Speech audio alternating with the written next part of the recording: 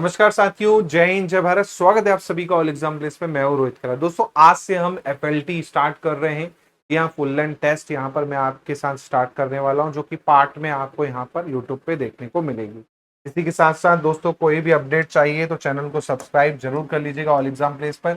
अगर आप सपोर्ट कर सकते हैं तो हमें सपोर्ट कर सकते हैं मेंबरशिप ज्वाइन करके। कोई भी डाउट लगता है एग्जाम रिगार्डिंग तो आप मुझे व्हाट्सअप कर सकते हैं, इंस्टाग्राम पे पूछ सकते हैं, फेसबुक पे पूछ सकते हैं, और जो क्लास की पीडीएफ है वो आपको टेलीग्राम ग्रुप पे जो है मिल जाएगी। इसी के साथ साथ दोस्तों, अगर और अच्छे से तैयारी करना है तो पेपर 1 का कंप्लीट बैच आपको मिल जाएगा, जिसमें बाइलिंगुअल क्लासेस हैं, लाइव रिकॉर्डेड दोनों मिल जाएंगी, साथ में नोट्स जिसे आप प्रिंट करवा सकते हैं A4 साइज में। साथ में 5000 एमसीक्यू सीरीज आपको यहाँ पर अभी मुफ्त मिल रही है, और अंतिम प्रहार बैच जो है आपका इसके साथ अभी फ्री मिल रहा है, और वो भी 1 ईयर की वैलिडिटी के साथ में। तो बिल्कुल, अगर आप एमपीपीएससी के सभी एग्जाम्स की तैयारी करना चाहते हैं तो ये बैच आपके लिए बेस्ट होने वाला है।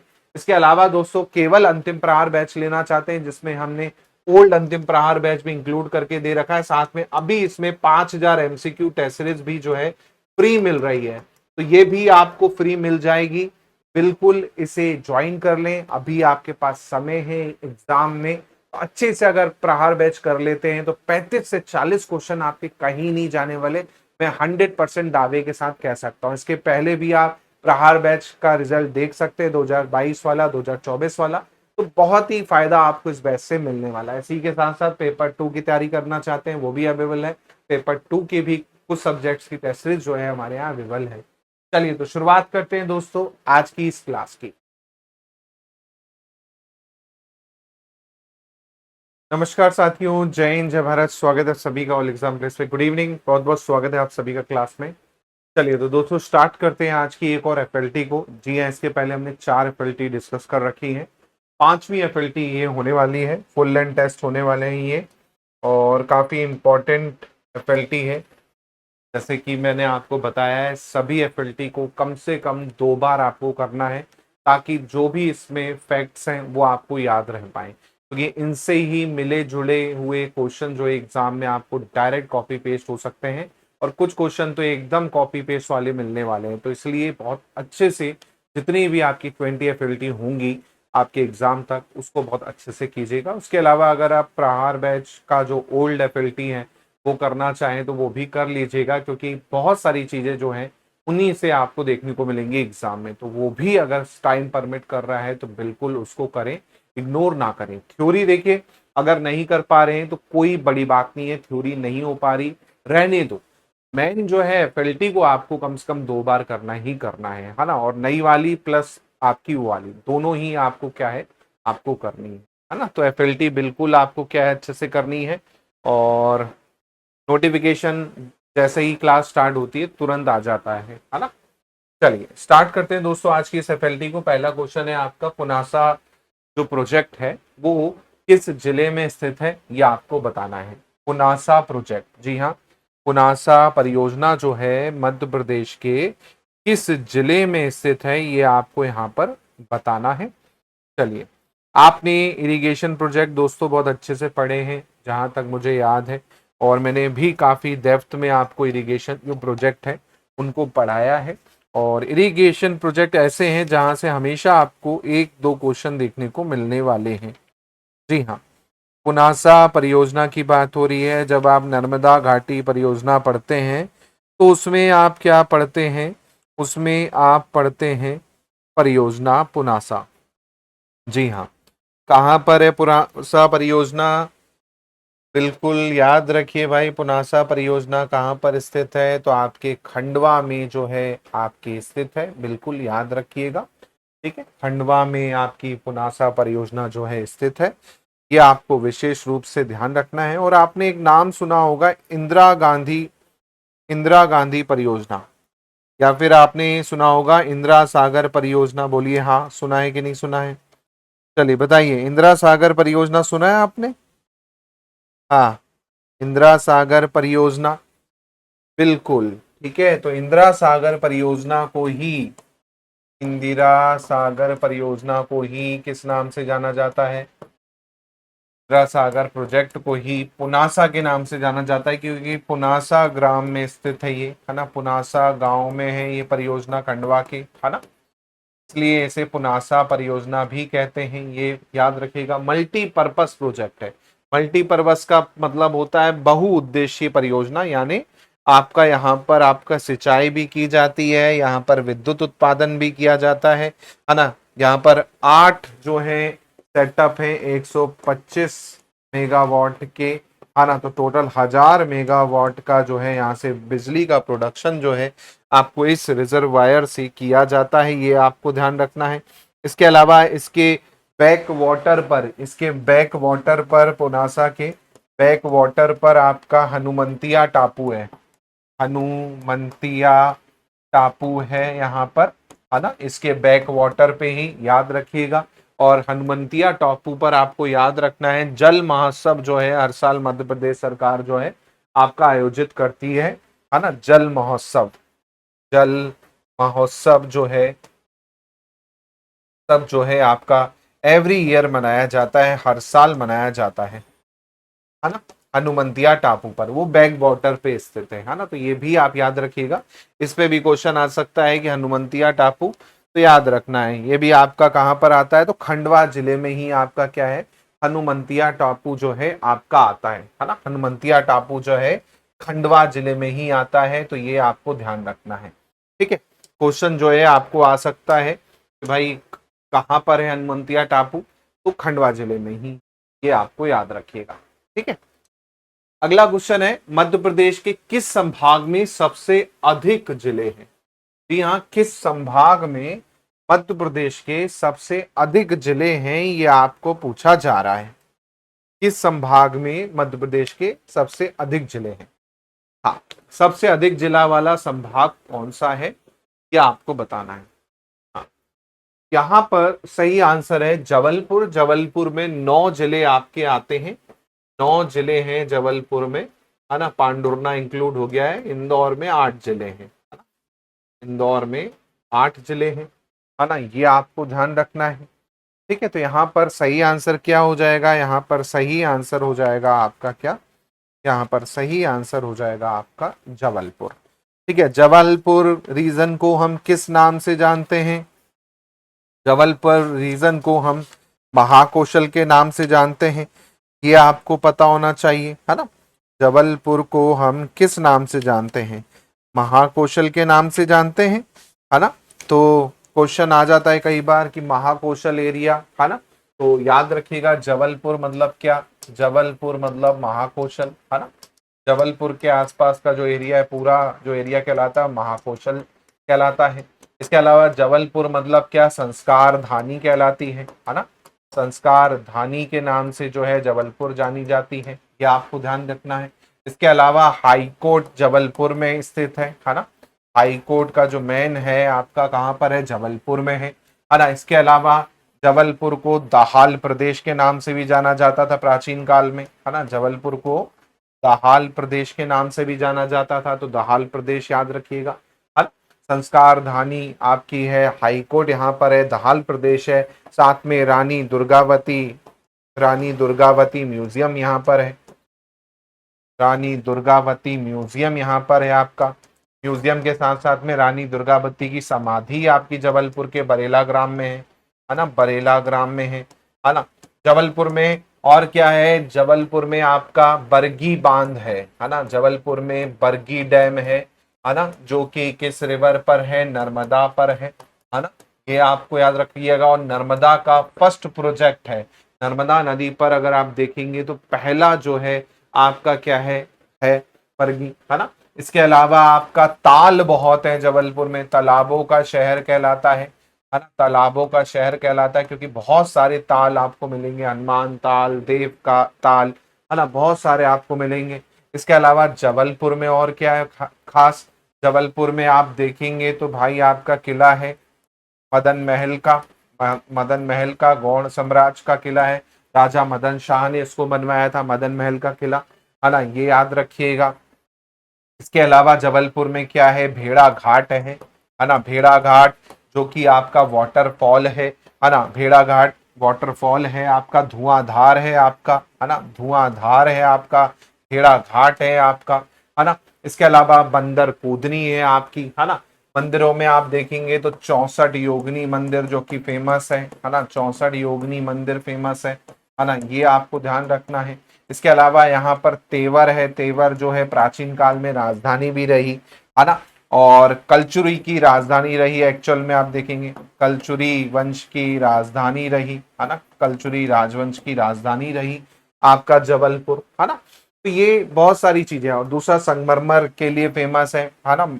अगर माइनिंग की बात करें तो संगमरमर के लिए आप देखेंगे फेमस है ना। भेड़ा घाट में आपको संगमरमर की मूर्तियां जो है यहाँ पर आपको क्या है मिल जाएंगी अच्छी खासी, है ना, ये आपको ध्यान रखना है। ठीक है, तो कुछ फैक्ट्स जो जबलपुर से जुड़े हुए हैं जो कि आपके एग्जाम में आ सकते हैं, है ना, इनको आपको विशेष रूप से ध्यान रखना है। चलिए, अगला है which register use to store intermediate result from arithmetic and logic operation. पूछ रहा है गणितीय प्रक्रिया के दौरान कौन सा रजिस्टर जो होगा वो आपका अर्थमेटिक लॉजिक जो है आपका सेव करेगा। तो याद रखिएगा इस रजिस्टर का नाम है आपका क्या, इस रजिस्टर का नाम है एक्यूमुलेटर। जी हाँ, एक्यूमुलेटर जो है इसमें आपका क्या है सेव होती है आपका, है ना, ये आपको ध्यान रखना है। अस्थाई रूप से आपका एक्यूमुलेटर में सेव होता है, ये ऑप्शन यहाँ पर आपका सही हो जाएगा। जबकि प्रोग्राम काउंटर क्या होता है, तो प्रोग्राम काउंटर जो होता है वो एक्सिक्यूट करने वाले का पता रखता है ना, कि भाई एक्सिक्यूट करना है किसी प्रोग्राम को, उसका पता जो रखता है वो प्रोग्राम काउंटर रखता है। मेमोरी एड्रेस रजिस्टर नाम में ही छुपा है, मेमोरी एड्रेस रजिस्टर। तो मेमोरी का क्या होगा, इसमें एड्रेस होता है, ये मेमोरी के एड्रेस को स्टोर करता है, मेमोरी के एड्रेस को स्टोर करता है। ऐसे ही आपका इंस्ट्रक्शन रजिस्टर नाम में ही है, इंस्ट्रक्शन रजिस्टर, तो ये क्या करेगा, जो वर्तमान इंस्ट्रक्शन चल रहे हैं उसको होल्ड पे रखता है ना। जैसे एक इंस्ट्रक्शन चल रहा है, वो चल रहा है, उसके बाद जो इंस्ट्रक्शन आएगा उसको क्या करेगा, होल्ड पे रखेगा, है ना। तो इंस्ट्रक्शंस को होल्ड करने का काम आपका क्या करता है, आपका इंस्ट्रक्शन रजिस्टर करता है। तो ये बेसिक सी चीजें हैं जो आपको पूछी गई थी यहाँ पर। चलिए, कागज और कैनवास का प्रयोग करने वाली पहली प्रथम गौड़ कलाकार जो है वो कौन थे, है ना। वो इज द फर्स्ट गौड़ कलाकार जो कागज और कैनवास पे जो है उन्होंने प्रयोग किया। अब देखो, आपने गॉड ट्राइब पढ़ी है, उसमें आपने फेमस पर्सनैलिटी बहुत अच्छे से पढ़ी है ना, फेमस पर्सनैलिटी पढ़ी है। तो उसमें आपने गौड़ चित्रकार भी आपने अच्छे से पढ़े हैं, है ना, जिसमें आपने एक नाम पढ़ा होगा जो कि था आपका पाटनगढ़ के ढिंडोरी से, पाटनगढ़ के ढिंडोरी से जांगड़ सिंह शाम का, है ना। पाटनगढ़, पाटनगढ़ ढिंडोरी के हैं, ढिंडोरी के हैं जांगड़ सिंह शाम। और इन्होंने आप देखेंगे पहली बार कैनवास का यूज किया और इन्होंने अपनी पुत्री का नाम जापानी रखा था। जापान में इन्होंने आत्महत्या भी कर ली थी, है ना, और इनकी पुत्री का नाम जो था जापानी था, है ना, और इन्होंने फिर आत्महत्या भी कर ली थी, है ना, बाद में आत्महत्या कर ली थी इन्होंने जापान में, आपका जांगड़ सिंह शाम ने, है ना। ये आपको ध्यान रखना है। इसके अलावा काफी ज्यादा पहचान एक तरह से आप देखेंगे ढिंडोरी से, तो ये आपके जांगड़ सिंह शाम है ना, याद रखिएगा। इसके अलावा आप देखेंगे यहाँ पर ऑप्शन में और क्या क्या है। ऑप्शन में यहाँ पर आपका भज्जू श्याम है, सुशीला श्याम है और सुरेश दुबे है। भज्जू श्याम की बात करें तो ये भी गौड़ चित्रकार है ना। इन्होंने आप देखेंगे इनकी पुस्तक थी द लंदन जंगल बुक करके, है ना। भज्जू श्याम की पुस्तक थी द लंदन जंगल बुक करके, है ना, द लंदन जंगल बुक। ये काफी प्रसिद्ध रही भज्जू श्याम की। ये भी ढिंडोरी से जो है आपके आते हैं, गौड़ कलाकार हैं ये भी। और इन्हें पद्मश्री भी जो है आपका मिला था, है ना। पद्मश्री 2018 में भज्जू श्याम को जो है आपका मिला था, 2018 में पद्मश्री, पद्मश्री मिला था, ये भी आप ध्यान रखिएगा। इसी प्रकार आपका सुशीला श्याम, सुशीला श्याम यहाँ पर आपको देखने को मिलती हैं। है ना। इसके अलावा और भी हैं, जैसे अर्जुन सिंह ध्रुवे, सुरेश ध्रुवे, लाडो बाई, गंगूबाई, है ना, शेर सिंह, बहुत सारे जो है आपको पूरा का पूरा जो है देखने को मिलते हैं। तो पूरे आर्टिस्ट आपने पढ़े ही हैं, है ना, चाहे वो घोड़ पेंटिंग के हों, चाहे आपके वो भील पेंटिंग के हों। चलिए अगला क्वेश्चन है कि under which section of right to information act 2005 does the Madhya Pradesh state information commission presented the report to state legislature. किस धारा के अंतर्गत जो है आपका सूचना अधिकार के अंतर्गत जो है वो आपका जवाबदेही तय करता है, ये आपको बताना है। हाँ, राज्य सूचना आयोग आपने पढ़ा है, राज्य सूचना आयोग आपने पढ़ा होगा। क्या पढ़ा है? मध्य प्रदेश राज्य सूचना आयोग पढ़ा है ना, मध्य प्रदेश का राज्य सूचना आयोग। हाँ, तो इसमें कुछ कुछ धाराएं थी, है ना, कुछ कुछ धाराएं थी यहाँ पर राज्य सूचना आयोग की, जिसमें मैंने आपको राज्य सूचना आयोग की धाराएं जो है आपकी पढ़ाई थी, अलग अलग धारा। हाँ, तो याद रखिएगा धारा 25 जो है वो रिपोर्ट एंड मॉनिटरिंग से जुड़ी हुई है। धारा 25 आप देखेंगे ये जुड़ी हुई है रिपोर्ट एंड मॉनिटरिंग से, है ना। धारा 25 का संबंध रिपोर्ट एंड मॉनिटरिंग से जुड़ा हुआ है। धारा 25, है ना, याद रखिएगा धारा 25 जो है रिपोर्ट एंड मॉनिटरिंग से जुड़ी हुई है। ठीक है, ये आपको ध्यान रखना है। तो भाई इसी धारा के अंतर्गत जो केंद्रीय सूचना आयोग होगा या राज्य सूचना आयोग होगा अपनी वार्षिक रिपोर्ट तैयार करता है, जिसे राज्यसभा अपने विधान के पटल पर रखती है ना। फिर और भी धारा है, ऐसा नहीं है। अब जैसे यहाँ पर धारा 28 है, धारा 18 है, जैसे धारा 18 जो है वो किससे जुड़ी हुई है? तो धारा 18 जो है शिकायत से जुड़ी हुई है ना। धारा 18 आप देखेंगे शिकायत से संबंधित है ना, शिकायत से संबंधित है। धारा 15 आप देखेंगे तो धारा 15 जो है आपका जनरली संरचना और आपका नियुक्ति से जो है आपका जुड़ी हुई है ना, संरचना और नियुक्ति से जुड़ी हुई है, संरचना और नियुक्ति से जुड़ी हुई है ये धारा 15। हाँ, कब बनाया गया था भाई? 22 अगस्त 2005 को, है ना, गठन हुआ था इसका। 22 अगस्त 2005 को इसका गठन हुआ था आयोग का, है ना, ये आपको ध्यान रखना है।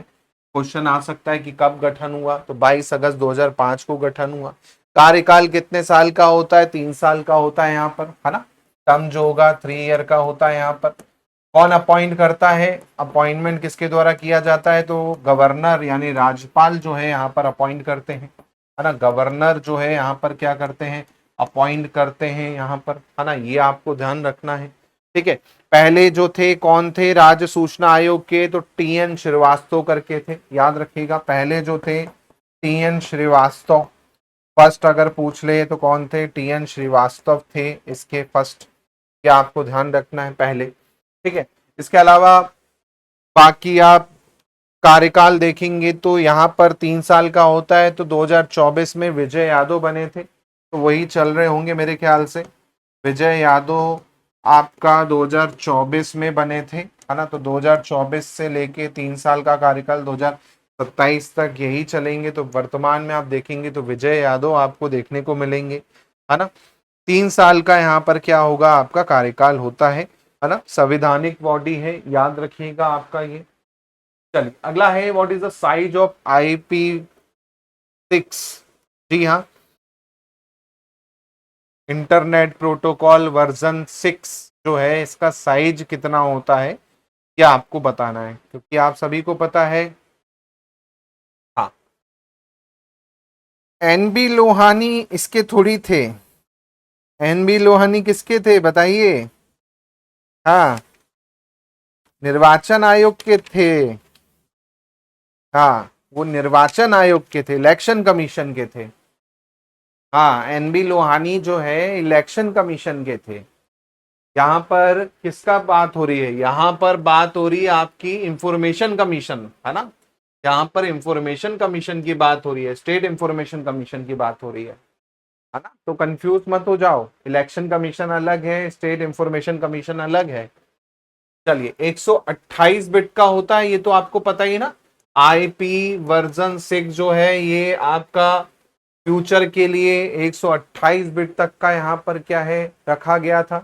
जबकि आईपी वर्जन 4 कितना है, आईपी वर्जन 4 जो है वो आपका कितने का है, 32 बिट का है वो, है ना। हमें पता था फ्यूचर में क्या होगा, बहुत सारे नंबर ऑफ जुड़ेंगे यूजर्स, तो आईपी एड्रेस चाहिए होगा, इसलिए हमने आईपी वर्जन 6 रखा, जिसमें 128 बिट तक का बिलियंस ट्रिलियंस में आपका क्या हिसाब किताब हो सकता है। चलिए अगला है, form which pre historic site Madhya Pradesh about 25,000 microlithic tool is discover. किस साइट से 1964 में माइक्रोलिथिक टूल, वो भी 25,000 आपके यहां से क्या है आपके मिले थे। माइक्रोलिथिक टूल जो है 25,000 के आसपास आपके मिले थे। कौन सी वो साइट थी ये आपको बताना है। देखिए आपने बहुत सारी साइट्स पढ़ी हैं, है ना, लेकिन बड़ी साइट है, अब जाहिर सी बात है 25,000 के आसपास यहाँ से क्या है आपको वो मिले थे। हाँ कौन सी साइट है ये बताइए। हाँ कौन सी साइट है भाई। हाँ पढ़ा है आपने, आदमगढ़, पढ़ा है ना आपने आदमगढ़ के बारे में। बिल्कुल याद रखिए, आदमगढ़ कौन सा जिला, नर्मदापुरम, आदमगढ़ नर्मदापुरम, है ना, आदमगढ़ नर्मदापुरम में स्थित है।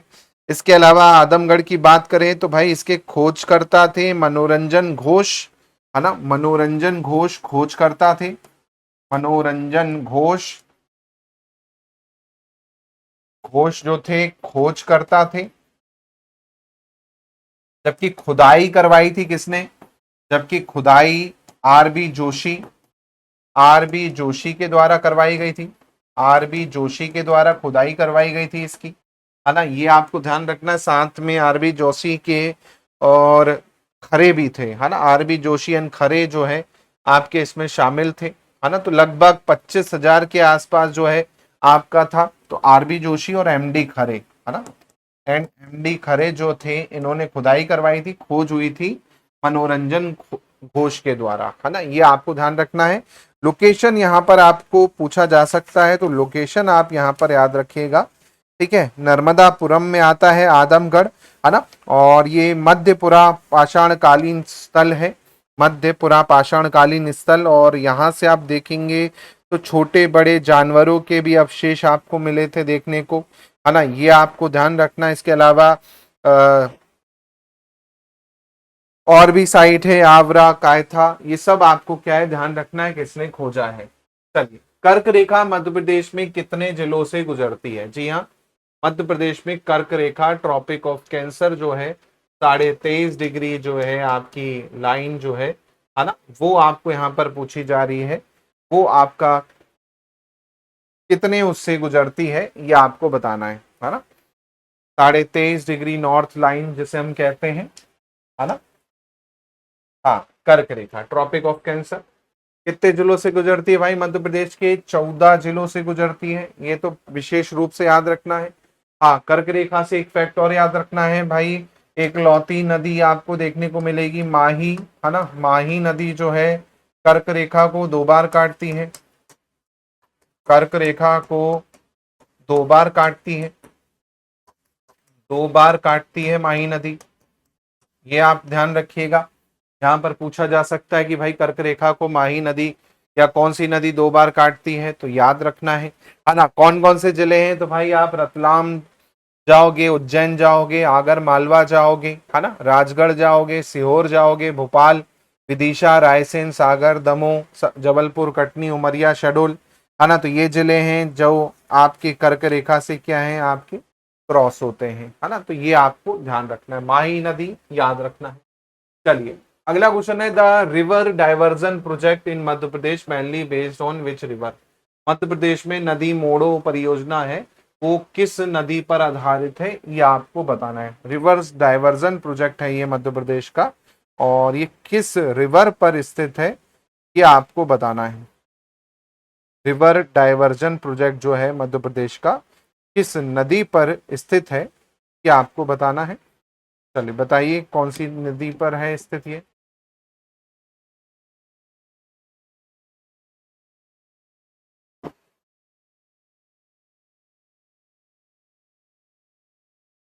पेपर 1 में अंतिम प्रहार बैच इंक्लूड है ना, तभी आप देख पा रहे हैं अंतिम प्रहार बैच, है ना, वरना देख ही नहीं पाते एफएलटी बैच, ठीक है, तो इंक्लूड है पेपर 1 में।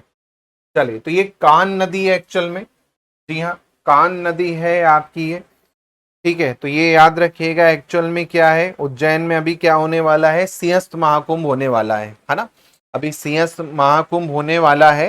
तो जाहिर सी बात है कान नदी जो है एक्चुअल में क्या करती है, दूषित है काफी ज्यादा, कान नदी दूषित है, तो इसका पानी छिपरा में ना मिल जाए, इसका पानी छिपरा में ना मिले, है ना, उसको लेके ये आपका क्या है चलाया जा रहा है, इसको मोड़ा जा रहा है, ताकि सिंहस्थ कुंभ में जो छिपरा नदी है वो आपकी क्या रहे, वो आपकी वो रहे, है ना, ताकि शुद्ध पानी छिपरा नदी में आपका श्रद्धालुओं को मिल पाए। लेकिन अभी भी आप देखेंगे कि नर्मदा का पानी जब लाया गया है अभी, फिर भी अभी बहुत ही दयनीय स्थिति हो गई है ना। तो सिंहस्थ महाकुंभ को लेके आप देखेंगे, सिंहस्थ कुंभ को लेके ये पूरा का पूरा वो किया जा रहा है। और इंदौर की है आप देखेंगे कान नदी, इंदौर की है कान नदी, और छिपरा की सहायक नदी एक्चुअल में आप देखेंगे जो कान है ना। तो इंदौर की कान, छिपरा की सहायक नदी है, लेकिन इसको मोड़ इसलिए जा रहा है कि भाई का गंदा पानी, क्योंकि कान नदी नाले के जैसे हो चुकी है इंदौर में, तो जाहिर सी बात है पानी आपका क्या ना हो, दूषित ना हो, और स्व आपका जाहिर सी बात है आपका सिंहस्थ कुंभ होने वाला है 2028 में, है ना, 2028 में, तो उसको लेके ये अभी से क्या है चालू किया गया है। चलिए, अगला है तेजाजी महाराज का मुख्य तीर्थ स्थल राजस्थान में कहाँ है। तेजाजी महाराज,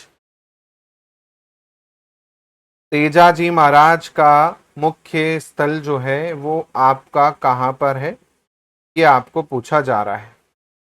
हाँ, तेजाजी महाराज,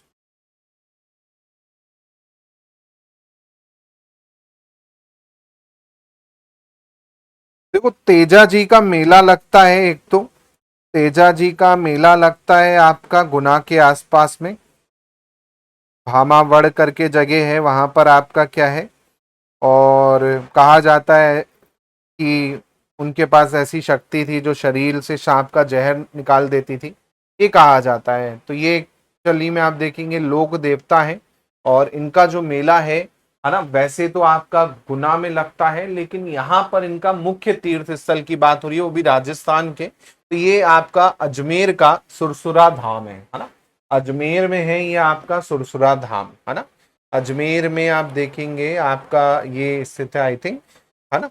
तो सुरसुरा किशनगढ़ करके जगह है, किशनगढ़ करके जगह है, वहां पर आप देखेंगे आपका ये जो है स्थित है ना। तो किशनगढ़ अजमेर, किशनगढ़ अजमेर में स्थित है ये। और एमपी में इसका मेला आप देखेंगे तो एमपी में तेजाजी का मेला जो है, तेजाजी मेला का मेला गुना में लगता है ना, ये भी याद रखो, तेजाजी का मेला एमपी में गुना में लगता है। बाकी है तो ये ओरिजिनल आप देखेंगे तो अजमेर में, राजस्थान में, ये आपको ध्यान रखना है। इसके अलावा आप देखेंगे तो ये मेला जो है आपका तेजा दसवीं पर, भाद्रपद का महीना जो होता है ना, भादो का महीना, भाद्रपद का महीना, भादो का महीना जो होता है तब आपका लगता है, ठीक है, ये आपको ध्यान रखना है। चलिए, नेक्स्ट है आपका, in which part of constitution special provision made for scheduled tribe, विशेष उपबंध अनुसूचित जनजाति से रिलेटेड किस पार्ट में जो है आपके रखे गए हैं, यह आपको बताना है। भाई अनुसूचित जनजाति से विशेष उपबंध या आर्टिकल जो है वो कौन से पार्ट में एक्चुअल में है, यह आपको बताना है।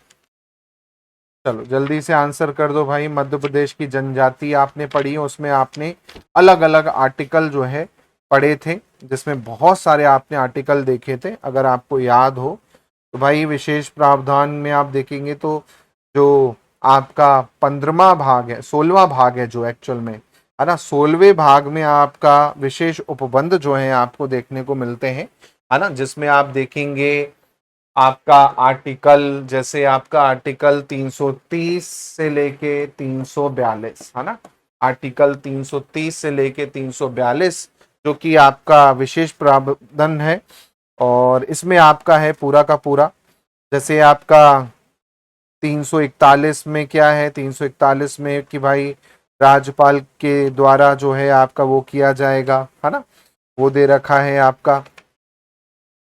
339 में आपका योजनाओं से रिलेटेड है आपका। 330 जो है आपका सीटों से रिलेटेड है ना, अनुसूचित जनजाति के लिए आपका क्या होगा, लोकसभा में सीटें होंगी, वो 330 है ना। ऐसे 332 में क्या है, 332 में आपका जनजाति के लोगों का आरक्षण है विधानसभा में, है ना। तो ये पूरे आर्टिकल मैंने आपको पढ़ाए हैं जिसमें राजनीतिक सुरक्षण वाला के अंतर्गत जो है आर्टिकल आते हैं, है ना, जिसमें सीटों का रिजर्वेशन जो है पूरा का पूरा दे रखा है। चलिए अगला क्वेश्चन है, मांडू सुल्तान होशंग शाह का एक अन्य नाम था, वो नाम क्या था? जी हाँ, मांडू के सुल्तान जो थे होशंग शाह, होशंग शाह जिनकी कब्र आपकी देखकर, होशंग शाह की कब्र मांडू याद रखिएगा, उन्हीं की कब्र आप देखेंगे तो भाई उसी से ताजमहल को इंस्पायर किया गया है ना। तो ताजमहल होशंग शाह की कब्र को देख के ही आपका बना है। होशंगाबाद जो था होशंग शाह के नाम पे था, यह आपको ध्यान रखना है होशंग शाह के बारे में, है ना। और होशंग शाह जब आप पढ़ेंगे तो आप कब पढ़ेंगे, होशंग शाह पढ़ेंगे जब आप मालवा के बारे में पढ़ेंगे, है ना, मालवा के बारे में पढ़ेंगे तब आप होशंग शाह के बारे में पढ़ेंगे, है ना। तो ये आपको ध्यान रखना है। और दिलावर खान इनके पिता थे, है ना, दिलावर खान इनके पिता थे। शुरुआत में इनका नाम अल्प खान था, है ना, शुरुआत में इनका नाम अल्प खान था। कुल नाम देखें तो अस सुल्तान अल आजम हुसाम उद दुनिया वदीम अबुल मजेद होशंग शाह उस सुल्तान के नाम की पद्धति जो है अल्प खान ने धारण की, है ना। यह आपको ध्यान रखना है होशंग शाह के बारे में। इसके अलावा धार जो है, धार के जगह इन्होंने आपका क्या है, धार और मांडू ये इलाके में पूरा का पूरा क्या है, इनका कब्जा जो है आपको देखने को मिलता है, यह आपको ध्यान रखना है। और हिंडोला महल जो है आप देखेंगे होशंग शाह के टाइम का ही है, हिंडोला महल आप देखेंगे होशंग शाह के नाम का ही है। इसके अलावा जो नर्मदापुरम है उसका पहले जो नाम था होशंगाबाद, वो भी होशंग शाह के नाम था, और होशंग शाह ने नर्मदापुर को एक्चुअली में होशंगाबाद किया था, है ना। दोस्तों ऐसे ही शानदार कंटेंट से आप पढ़ना चाहते हैं तो बिल्कुल आप पेपर 1 का कंप्लीट बैच मिल ले सकते हैं, जहां पर आपको पीडीएफ नोट्स प्रिंट करवाने लायक 5000 एमसीक्यू सीरीज सब कुछ मिल जाएगा। और ऐसे ही केवल एमसीक्यू सीरीज चाहिए तो अंतिम प्रहार बैच ज्वाइन कर लीजिए, जहां पर 2 प्रहार बैच जिसमें अभी फ्री मिल रहे हैं ओल्ड वाले, वो भी इसमें इंक्लूड है, प्लस टेस्ट सीरीज भी आपकी इसमें इंक्लूड है। 100% शॉर्ट शॉर्ट क्वेश्चन जो आपके एग्जाम में आपको देखने को मिलने वाले हैं, बिल्कुल यहां पर आपको मिल जाएंगे, तो बिल्कुल जरूर इसे ज्वाइन करें, ये आपको ध्यान रखना है। चलिए अगला है, which of the statement is correct regarding मेज प्रोडक्शन, है ना, मक्के के उत्पादन में क्षेत्रफल संबंधी कथन जो है आपको बताना है 20-21 के आधार पर। देखो पुराना ही डेटा अवेलेबल होता है एग्रीकल्चर में, उसी बेसिस पे क्वेश्चन पूछा था।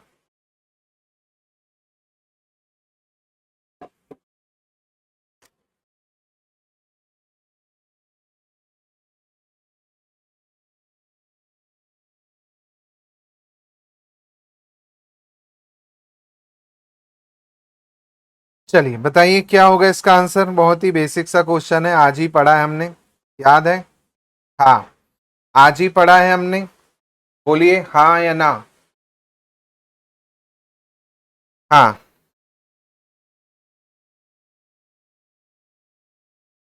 स्टार्टिंग होशंग शाह के समय पे हुई थी, अगर आप देखेंगे तो, है ना, होशंग शाह के समय पे ही आप देखेंगे तो हिंडोला महल जो है आपका स्टार्ट हुआ था, है ना, स्टार्ट जो है होशंग शाह के समय पे हुआ था, क्या आपको ध्यान रखना है।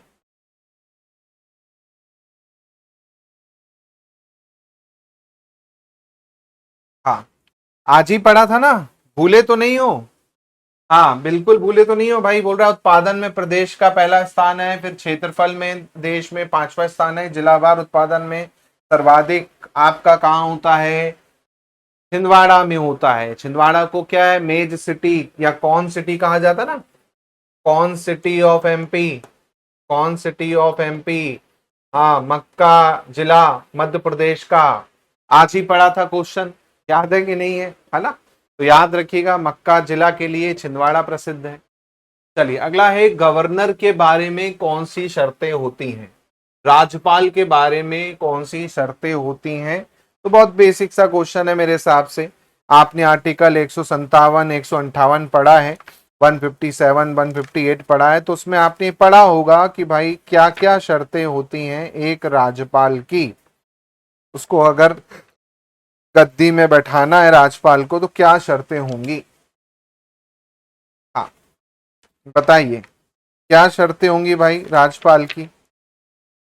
राज्यपाल बहुत इंपॉर्टेंट है, 101% एग्जाम में क्वेश्चन आएगा ही आएगा। हाँ 157 है ना आर्टिकल। हाँ पहला बोल रहा है कि भारत का नागरिक होना चाहिए, बिल्कुल सही, भारत का नागरिक होना चाहिए भाई राज्यपाल के लिए। दूसरा क्या है भाई, आयु 30 वर्ष पूर्ण कर चुका हो, गलत, कितनी पूर्ण कर चुका हो, 35 वर्ष होनी चाहिए कम से कम, है ना, 35 ईयर होनी चाहिए, ना कि आपकी 30। फिर बोल रहा है कि भाई वो किसी भी सदन का सदस्य नहीं होना चाहिए, बिल्कुल सही है ना, कोई भी सदन का सदस्य नहीं होना चाहिए। फिर है कोई भी लाभ वाला नहीं होना चाहिए, बिल्कुल सही है। तो यहाँ पर 1 3 4 जो है आपका सही हो जाएगा, 1 3 4 यहाँ पर सही हो जाएगा। तो याद रखिएगा 35 वर्ष का है, ना कि 30 वर्ष का है। चलिए 2011 की जनगणना के अनुसार सबसे कम जनसंख्या वाला जिला कौन सा है, ये बहुत इंपॉर्टेंट है। मैंने आप लोग को इंपॉर्टेंट टॉपिक भी बताए हैं, तो उसमें भी मैंने आपको बताया है कि सेंसस कर लोगे तो 2 क्वेश्चन आपके कंफर्म हो जाएंगे एग्जाम में। सेंसस कर लोगे तो 2 क्वेश्चन आपके 101% कंफर्म हो जाएंगे एग्जाम में, अगर आप केवल जो है सेंसस जो है आप कर लेते हैं, सेंसस कर लेते हैं तो 2 क्वेश्चन आपके कंफर्म हो जाएंगे एग्जाम में, ठीक है।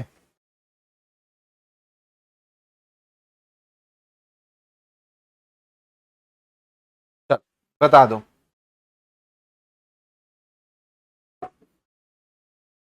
हाँ क्या क्या पढ़ा है सेंसस में आपने,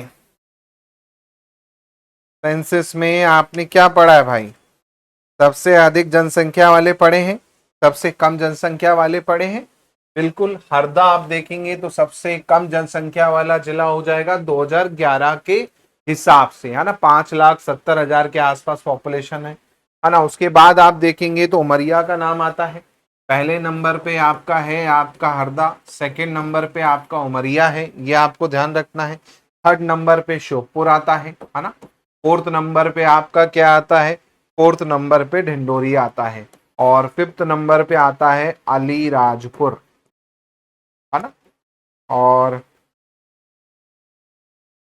सबसे ज्यादा में तो इंदौर, जबलपुर, सागर, भोपाल, है ना। सबसे ज्यादा में इंदौर, जबलपुर, सागर, भोपाल, रीवा, ये जो है आपके सबसे ज्यादा वाले हैं, है ना। इंदौर, जबलपुर, सागर, भोपाल, रीवा, है ना, ये आपको ध्यान रखना है, ठीक है। क्वेश्चन यहाँ पर आ सकता है, ठीक है, क्वेश्चन आपको आ सकता है, संभाग वाइज भी पूछ सकता है, तो संभाग वाइज भी याद रखो भाई, है ना। संभाग वाइज भी पूछा था लास्ट ईयर उसने, डिवीजन वाइज, है ना, कि कौन से डिवीजन में सबसे ज्यादा है ना। तो 3 3 याद रखिए डिवीजन वाइज, ज्यादा वाले, है ना, ज्यादा वाले और कम वाले, है ना, ज्यादा कम तीनों आप याद रखिए। चलिए बताइए भाई, संभाग में सबसे ज्यादा कौन सा है और सबसे कम कौन सा है। तो भाई याद रखो इंदौर, जबलपुर, उज्जैन ये टॉप के हैं, है ना। इंदौर संभाग में सबसे ज्यादा, देन जबलपुर संभाग, देन उज्जैन संभाग, है ना। यहाँ की सबसे ज्यादा पॉपुलेशन आपको मिलेगी, है ना। जबकि कम में आप देखेंगे तो कम में जो कोयला वाला एरिया है, खासकर आपका शहडोल, है ना, कोल एरिया, शहडोल, है ना, नर्मदापुरम, नर्मदापुरम और चंबल संभाग, यहाँ का सबसे कम जो है आपको क्या देखने को मिलेंगे, आपको पॉपुलेशन देखने को मिलेगी संभाग के केस में। तो संभाग के केस में भी पूछा गया है, लास्ट ईयर एपी में ही आया था क्वेश्चन, तो उसको भी याद रखिएगा आप, ठीक है। चलो आगे बढ़ते हैं। नेक्स्ट है आपका Jain Tirthankar sculpture Durjanpur, were made during which Gupta ruler reign. Durjanpur Jain तीर्थारकों की मूर्ति जो है आपका किस गुप्त शासक के काल में बनी थी। तो ये भी आपने पढ़ा था दोस्तों, इसको भी मैंने आपको पढ़ाया है। और एक व्यक्ति जो कि एक तरह से काला धब्बा कह लो गुप्त काल के उसमें, है ना, वो है, उसके टाइम पर आपका ये जो आपका बनाया गया था, है ना, ये मैंने आपको पढ़ाया भी था कि भाई विदिशा के पास में है दुर्जनापुर ग्राम, है ना, जहां पर 3 जैन प्रतिमा जो है प्राप्त हुई थी। और दुर्जनापुर करके जो है ना, ये दुर्जनपुर या दुर्जनापुर करके है, दुर्जनपुर विदिशा के पास में, है ना, यहाँ से 3 जैन मूर्ति जो है आपकी प्राप्त हुई थी, जो कि रामगुप्त के बारे में उल्लेख करती थी। और रामगुप्त वही व्यक्ति जिसने अपनी पत्नी को दांव पे लगा दिया था कि भैया कोई बात नहीं है, हम शाकों से लड़ेंगे नहीं, हम अपनी पत्नी मांग रहे हैं, पत्नी दे देंगे। और उन्होंने वही किया। लेकिन इनके छोटे भाई विक्रमादित्य, जिन्हें हम कहते हैं चंद्रगुप्त सेकंड, या मैं कहूँ आपका विक्रमादित्य, वो महिला का धारण करके चले जाते हैं और फिर शाक राजा को मार देते हैं। आकर फिर अपने भाई को मार देते हैं और उनकी पत्नी ध्रुवा देवी से शादी कर लेते हैं और खुद महाराज जो है बन जाते हैं। तो ये तो आपने रामगुप्त के बारे में जो है कहानी अच्छे से पढ़ी होगी, है ना। और फेमस में आप देखेंगे तो आखिरी में भानुगुप्त आते हैं, सती प्रथा वाला जो है, उनके मंत्री गोपराज का उल्लेख मिलता है हरण से, वो भी आपको याद रखना है, आ सकता है, गुप्तकालीन पूछ सकता है आपसे। चलिए अगला क्वेश्चन है, in the set of an data points if larger value is increase. अब देखो ये क्वेश्चन पता नहीं कैसे आपका एमपीपीएससी ने आपका डाल दिया था एमपीजीके में। आप सोच लीजिए एमपीजीके में उसने ये क्वेश्चन डाल दिया था। ना इसका सर है ना पैर है ना, है किससे रिलेटेड, मैथ से रिलेटेड है, या फिर मैं कहूँ स्टैटिक्स से रिलेटेड है। लेकिन क्वेश्चन आप देखो उसने एमपीपीएससी ने इसमें डाला है। हो सकता है आईसीटी के केस में डाल दिया हो कि भाई थोड़ा सा बेसिक, है ना। तो क्वेश्चन कई बार क्या होता है, एमपीपीएससी इस तरह की एक आध क्वेश्चन उल्टे फुलटे डाल देता है। तो यहाँ पर बोल रहा है कि भाई larger value is increase or smallest value is decrease, then which of the following statistical measure will remain unchanged। तो कौन सी चीज जो रहेगी आपकी सेम रहेगी, ये आपको बताना है। हाँ, तो भाई यहाँ पर कॉमन सेंस का क्वेश्चन है, थोड़ा सा भी आप ध्यान रखेंगे तो मध्यिका जो होती है, मीडियन जो होती है, वो सेम रहेगी, है ना। तो किसी भी डेटा सेट का जो बिल्कुल बीच का मान होता है ना, किसी भी डेटा सेट का जो बीच का मान होता है वो मध्यिका होती है ना। बीच का मान जो होगा वो सेम रहेगा, क्योंकि भाई मध्यिका निकालने का तरीका क्या होता है, सभी नंबर को हम क्या करते हैं, बढ़ते क्रम में जमाते हैं, है ना। बढ़ते क्रम में जमाते हैं तो पहले छोटा बड़ा बड़ा बड़ा, फिर जो बीच में एक नंबर आएगा वो उसकी माध्यिका हो जाती है। अब जाहिर सी बात है, सबसे छोटे को घटा रहे हो आप, सबसे बड़े को बढ़ा रहे हो, तो माध्यिका को क्या है, कोई फर्क पड़ेगा क्या, कोई फर्क नहीं पड़ेगा, बीच वाला नंबर वैसे का वैसा रहना है ना। तो ये क्वेश्चन आपका उसने दे दिया था, है ना। जबकि आपका यहाँ पर अगर हम डेटा बढ़ाते हैं या कम करते हैं तो जो उसका माध्य होगा, मीन जो होगा, ये आपका घट या बढ़ सकता है ना भाई, आपका ये घट या बढ़ सकता है। मीडियन औसत जो होगा वो चेंज हो सकता है ना, ये तो आपने पढ़ा ही है। साथ में आप देखेंगे औसत चेंज हो सकता है, इसके अलावा रेंज आपकी चेंज हो सकती है, रेंज आपकी चेंज हो सकती है, विचरण जो है, वेरिएंस जो है आपका क्या हो सकता है, चेंज हो सकता है ना। जबकि माध्यिका यहाँ पर चेंज नहीं होगी, है ना। चलिए अगला है, in which district of Madhya Pradesh world famous Khooni Bhandara. तो ये तो मैंने आपको करवाया भी था इससे रिलेटेड, और इसे कुंडी भंडारा के नाम से भी जाना जाता है, कुंडी भंडारा के नाम से भी जाना जाता है। जिया अकबर के नौरत्न, अकबर के 9 रत्न में से एक, अकबर के 9 रत्न में से एक अब्दुल रहीम खाने खाना, अब्दुल रहीम खाने खाना ने बनवाया था। कहाँ पे बनवाया था, तो भैया आपका बुरहानपुर में, है ना। तो बुरहानपुर से याद आएगा तो आसिरगढ़ का किला याद आना चाहिए, आसिरगढ़ फोर्ट याद आना चाहिए, है ना, आसिरगढ़ का किला। खूनी भंडारा आपको याद आना चाहिए बुरहानपुर के नाम से, है ना, ये आपको ध्यान रखना है। बुरहानपुर बहुत अच्छी सिटी है, अगर आप बुरहानपुर जाएंगे कभी तो देखिएगा, वहां पर आसिरगढ़ का किला आपको अच्छा खासा देखने को मिलेगा, है ना, बुरहानपुर में। और काफी फेमस है बुरहानपुर, अगर आप देखेंगे बुरहानपुर। और बहुत सारी चीजें जो है आपको बुरहानपुर में जो है देखने को मिलती हैं। अगर आप बुरहानपुर जाएं तो आपको बहुत सारी चीजों के बारे में वहां पर क्या है पता चलेगा, है ना।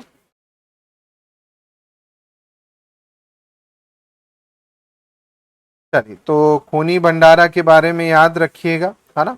पानी को लेके जो है कमी को पूरा करने के लिए खूनी भंडारा का जो है निर्माण करवाया गया था, ये आपको ध्यान रखना है ना।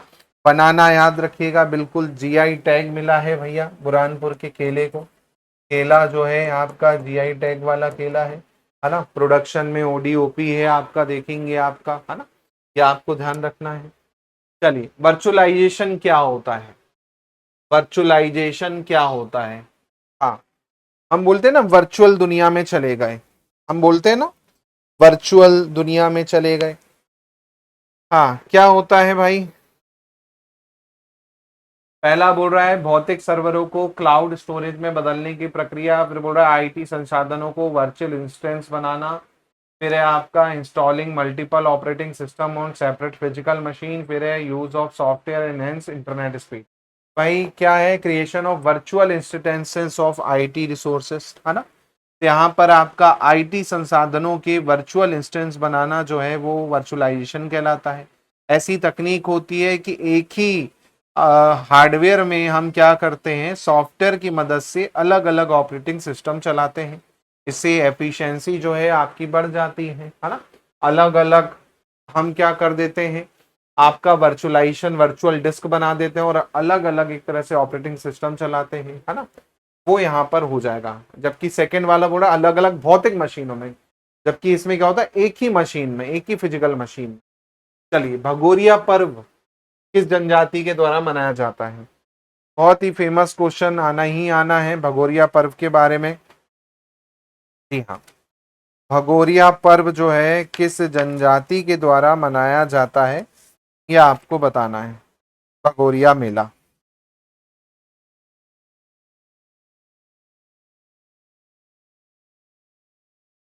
चलिए, जल्दी से बता दीजिए भाई, भगोरिया मेला किस जनजाति के द्वारा मनाया जाता है? 7 दिन का पर्व होता है, पता ही है ना आपको, है ना। 7 दिन का पर्व होता है ना। भील जनजाति के द्वारा आपको पता होना चाहिए, फागुन का महीना, है ना, या मैं कहूँ होली के समय पर जो है भगोरिया उत्सव जो है आपका मनाया जाता है ना। ये आपको ध्यान रखना है। इसके अलावा 2025 में याद रखिएगा ऐसे, है ना, मध्य प्रदेश का राजकीय पर्व जो है आपका क्या है, घोषित किया गया है ना। मध्य प्रदेश का राजकीय पर्व घोषित किया गया है, राजकीय पर्व भगोरिया, है ना। ये आपको ध्यान रखना है, क्वेश्चन आ सकता है ना। लेटेस्ट में जो है आपको देखने को मिल जाएगा। ठीक है, तो ये आपको ध्यान रखना है ना। इसके अलावा एरिया आपको पता ही है ना। एरिया आपको पता ही है कहाँ पर है ना। हाँ, झाबुआ, अलीराजपुर, है ना, ये एरिया जो है आपका किसके लिए फेमस है, भगोरिया उत्सव के लिए फेमस है, भील ट्राइब के लिए फेमस है। ये आपको ध्यान रखना है। ठीक है, इसके अलावा आप देखेंगे जीवन साथी को लेके आपका होता है भगोरिया में, आपने पार्ट भी देखे हैं, गोल गधेड़ो, है ना। और ये सब जो है आपका, है ना, गोल गधेड़ो हो गया आपका। इसके अलावा आपका, है ना, ये आपको ध्यान रखना, उजड़ाई हो गया, है ना। ये सब इसी के पार्ट आपको क्या है देखने को मिलते हैं भगोरिया उत्सव के। ठीक है, चलिए नेक्स्ट क्वेश्चन देखिएगा। मध्य प्रदेश में फरवरी 2024 में केला हल्दी महोत्सव का आयोजन जो है आपका कहाँ पे किया गया था, ये आपको बताना है। केला हल्दी, केला हल्दी महोत्सव, जी हाँ, केला हल्दी महोत्सव का आयोजन। तो जैसे कि आप सभी को पता है, बुरहानपुर, है ना, बुरहानपुर जो है आपका, बुरहानपुर जो है आपका क्या है भाई, केले के लिए फेमस है। वहीं पर आपका क्या है, केला और हल्दी प्रोसेसिंग को लेके आपका ये जो है आपका किया गया था। ये आपको ध्यान रखना है, क्योंकि भाई ओडीओपी है, एक जिला एक उत्पाद के रूप में केला जो है बुरहानपुर का फेमस है। और प्रोसेस करके जो है 2 दिवसीय कार्यक्रम जो है आपका लगाया गया था, ताकि लोकल जो वो है एंटरप्रेनर आए और प्रोसेसिंग यूनिट बुरहानपुर में लगाएं कि केले को प्रोसेस करके क्या करें, हम सेल कर सकें। जैसे केले के चिप्स हो गए, है ना, बनाना चिप्स हो गए। ठीक है, वसुदेवा क्या है, पढ़ा है दोस्तों आपने वसुदेवा, याद कीजिए क्या है भाई वसुदेवा। हाँ, बघेलखंड क्षेत्र याद करो, वसुदेवा आपने पढ़ा है ना। बघेलखंड क्षेत्र याद करेंगे तो आपको वसुदेवा याद आएगा। जी हाँ, बघेलखंड का वसुदेवा, हाँ बघेलखंड का वसुदेवा याद आएगा आपको। क्या होता है वसुदेवा? हाँ, वसुदेवा गायक जाति है ना, जो कि हरबोले आपने पढ़ा था, फोक गायक है, हरबोले आपने पढ़े थे, है ना। हरबोले ट्राइब के द्वारा आप देखेंगे आपका वसुदेवा जो है आपका किया जाता है ना। और पीले, आपका मैंने बताया था, पीले कपड़े पहन के कृष्ण की मूर्ति को सर पर रख के आपका किया जाता है ना। पीला वस्त्र धारण करके, है ना, कृष्ण की मूर्ति को सर पर रख के, बकायदा कृष्ण की मूर्ति को सर पर रख के जो है आपका किया जाता है प्रोग्राम वसुदेवा। लोक गायन है, याद रखिएगा बघेलखंड रीजन का।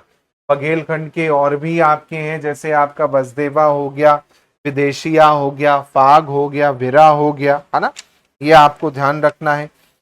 निमाड़ एरिया का कलगी तुर्रा हो गया, कलगी तुर्रा बहुत फेमस है। संत सिंगाजी हो गया, निमाड़ एरिया का बहुत फेमस है ना, तो याद रखिएगा। अगला है, नेक्स्ट क्वेश्चन है यहाँ पर, मध्य प्रदेश में किस वर्ष तक राज्य को कुष्ठ उन्मूलन का संकल्प लिया गया है? जी हाँ, लेप्रोसी जो है मध्य प्रदेश में कब तक खत्म कर दी जाएगी, क्या टारगेट है, क्या आपको बताना है। मध्य प्रदेश में कुष्ठ जो है उसको कब तक खत्म कर दिया जाएगा। देखो, मोस्टली टारगेट आप देखेंगे ना, ज्यादातर जो टारगेट है दोस्तों, मैं आपको बता दूं, तुक्का भी लगाना हो एग्जाम में तो 2030 को लगाना, है ना, क्योंकि जो सस्टेनेबल डेवलपमेंट गोल है ना वो 2030 तक का ही है ना। तो उसी के हिसाब से ज्यादातर जो है डिसाइड किए गए हैं, याद रखिएगा सस्टेनेबल डेवलपमेंट गोल के हिसाब से ही आपका क्या है डिसाइड किए गए हैं। तो उसका जो टारगेट है वही मान के चलिए सबका टारगेट है, स्वच्छ पानी का लेके, हेल्थ का लेके, गरीबी को लेके, है ना, सब 2030 तक के ही यहाँ पर टारगेट दे रखे हैं। चलिए, अगला क्वेश्चन है, हाल ही में निम्नलिखित में से किसे उपराष्ट्रपति के चुनाव में विजयी घोषित किया गया? भाई वाइस प्रेसिडेंट कौन बने, है ना, वाइस प्रेसिडेंट कौन है अभी वर्तमान में, ये पूछा जा रहा है। वाइस प्रेसिडेंट, हाँ, करंट अफेयर से रिलेटेड क्वेश्चन है। अब आपको पता होगा भाई, उपराष्ट्रपति, पूर्व उपराष्ट्रपति कौन थे? जगदीप धनखड़ थे, है ना, जगदीप धनखड़ थे। ये क्या करते हैं, रिजाइन करते हैं, उसके बाद चुनाव होते हैं, तो सीपी राधाकृष्णन जो हैं आपके क्या बनते हैं, जीत जाते हैं। सीपी राधाकृष्णन जो है आपके बन जाते हैं, ये आपको ध्यान रखना है ना। सीपी राधाकृष्णन आप देखेंगे झारखंड, तेलंगाना, महाराष्ट्र यहाँ के गवर्नर भी रहे बकायदा, है ना, ये आपको ध्यान रखना है। ज्ञानेश कुमार को तो जानते ही हैं आप, हाँ, ज्ञानेश कुमार कौन, इलेक्शन कमिश्नर, हाँ, इलेक्शन कमिश्नर ज्ञानेश कुमार काफी चर्चा में रहे, है ना, विपक्ष ने काफी ज्यादा वो किया इनको, अगर आपको याद हो, है ना। तो भाई वर्तमान में आप देखेंगे सीपी राधाकृष्णन जो है उपराष्ट्रपति हैं, ये आपको ध्यान रखना है। चलिए, अगला है, भारत वन स्थिति रिपोर्ट 2023 के अनुसार मध्य प्रदेश के अंतर्गत सबसे अधिक प्रतिशत वाला जिला कौन सा है? ये भी दोस्तों मैंने आपको पढ़ाया है ना, जिसमें मैंने आपको बताया था कि भाई सबसे ज्यादा आप देखेंगे तो आपका कहाँ पर है परसेंट वाइज, तो सबसे ज्यादा अगर आप देखेंगे तो आपका कहाँ पर है बताइए। हाँ, सबसे ज्यादा फॉरेस्ट कवर 2023 की रिपोर्ट के अकॉर्डिंग उमरिया, हाँ, उमरिया में आप देखेंगे सबसे ज्यादा कवर मिलेगा आपको, है ना, उमरिया में परसेंट वाइज सबसे ज्यादा कवर मिलेगा, है ना। तो यहाँ पर क्या पूछा, परसेंट वाइज पूछा है क्या, प्रतिशत वाइज पूछा है, तो भाई उमरिया है ना, याद रखिएगा। प्रतिशत वाइज अगर पूछ रहा है आपसे, लिख लो ये, परसेंट वाइज उमरिया नंबर 1 है ना, उमरिया नंबर 1 है। परसेंट भी मैं इसका लिख देता हूँ 54.95% के आसपास है। सेकंड नंबर पे आप देखेंगे तो बालाघाट है, सेकंड पे बालाघाट है ना। थर्ड पे श्योपुर है, थर्ड पे श्योपुर है ना, ये आपको ध्यान रखना है। फोर्थ पे मंडला, फोर्थ पे मंडला, और फिफ्थ पे सीधी, फिफ्थ पे सीधी जो है आपका है।